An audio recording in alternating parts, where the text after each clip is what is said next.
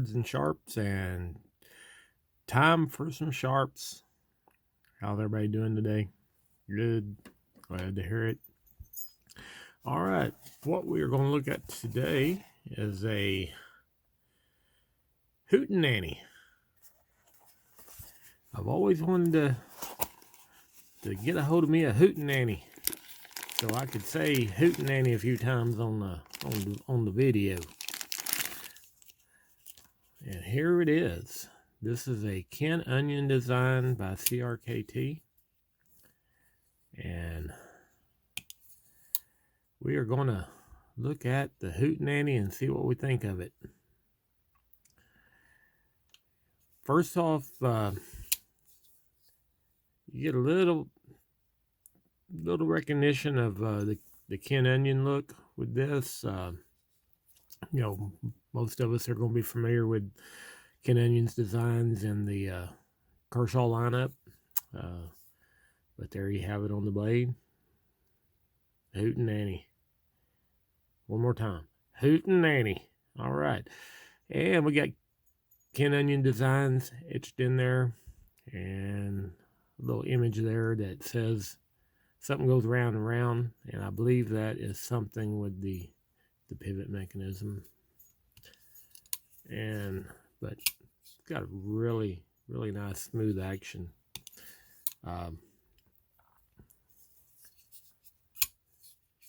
Does not feel like it's going to need any break in at all. It's ready to go. All right, let's always admire the Hootenanny here. Let's kind of go over some of the specs.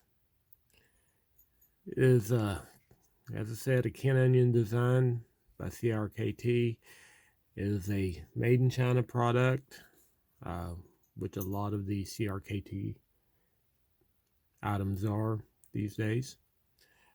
This is an overall length of 7.875, and your handle is going to be 4.5 inches. So that's what you're going to be holding in your hand. That is for me, optimum handle length for the size of my hands. And I've got, I'd say, medium hands. I wear medium-sized gloves, so if you have larger hands, it's got a little bit of room there for you to still have all the handle in your hand. If you got little smaller hands, I don't think it's so big that you're going to feel like it's overwhelmingly large to you or anything like that. Blade's going to be a little over 3 inches. It's 3.375, and so you're going to be not good to go in some of those areas where they have the 3-inch limit. With a blade thickness of 0.13, which is pretty common thickness on knife blades. You got a drop point blade with a hollow grind,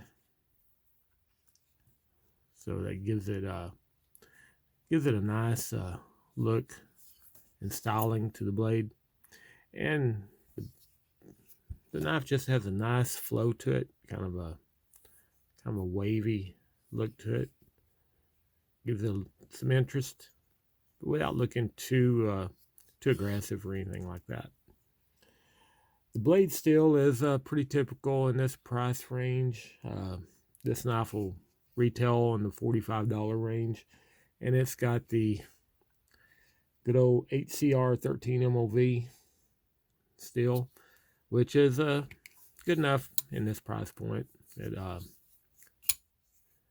doesn't hold edge as well as your higher end steels, but it will sharpen up pretty easy, and it doesn't rust overly easy or anything like that. So it's a good steel in this price point. The handle material is glass reinforced nylon. Has a nice feel to it. It almost feels like it could be G10, but it's not quite up to that. But and then you got a little bit of here, kind of a stainless part of the frame that also is part of the handle. So, and then you got the frame lock. So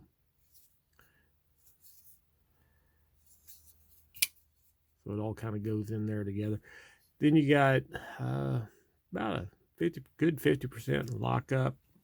Blade is good and tight, locks up good and solid, so no problem there. Seems to be well made.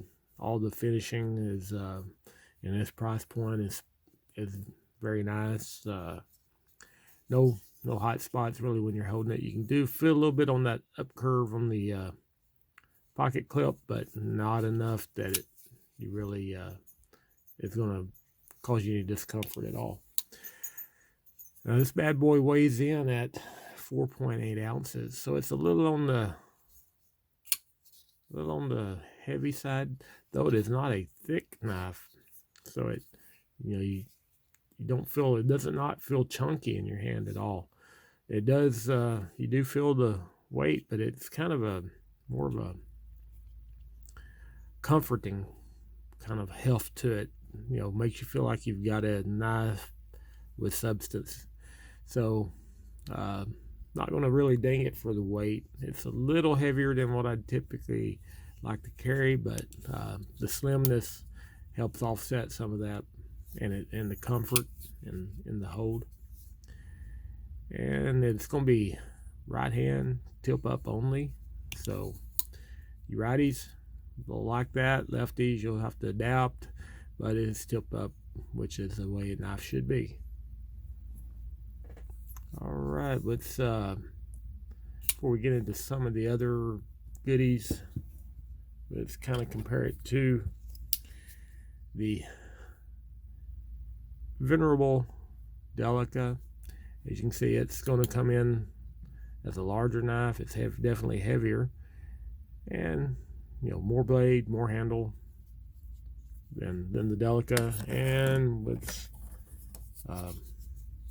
put up next one I carry quite often is Benchmade Bug Out, and it's just more robust. It's a little beefier, a little longer than the Bug Out, but it does. I mean, it's kind of just like a big knife, but doesn't really seem like a big knife until you hold up next to one of these others. So, but there you go, compared to the Bug Out and the Delica. So, kind of give you a scale on it. All right, let's talk about some of the other goodies.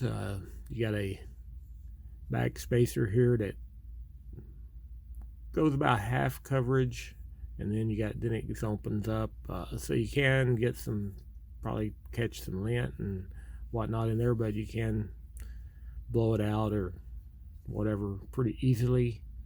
Enough space there, you can get in there with Q-tip too to get it clean out, keep it clean. Also, jimping, which is a big thing with me. You got the back jimping here, and you got a nice, it's not overly aggressive, not the most sharp jimping I've seen, but it's enough that you feel like you get a good purchase on it. And you got this, interestingly enough, this little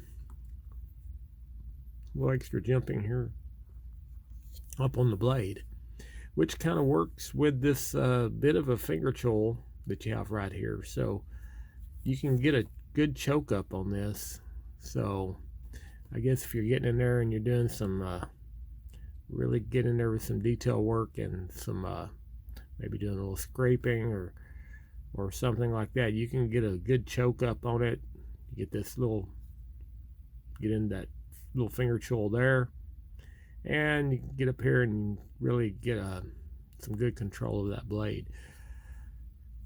Now, that jimping in under here is a little more aggressive, which is good because that's not a very deep little